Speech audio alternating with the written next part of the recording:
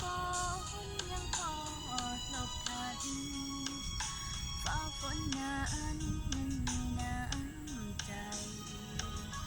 อายบ่มีน้ำใจคือฟ้าบทจะจากลา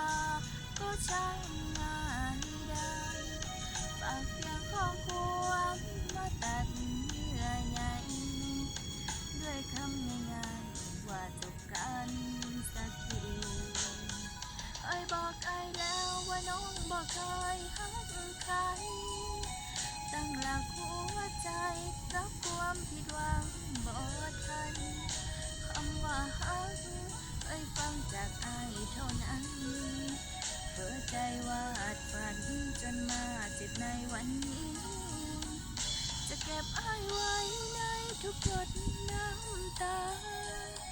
ที่จะไหลมาจากที่ชั่วชีวิตจะจดจำอ้ายแต่สิ่งดีๆขอเก็บภาพนี้ให้ตายไปกับใจเมื่ออ้ายมี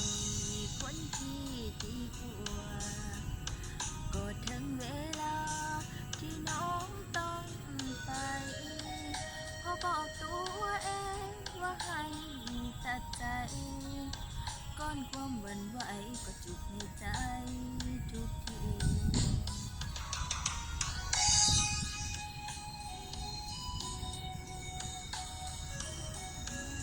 ครับ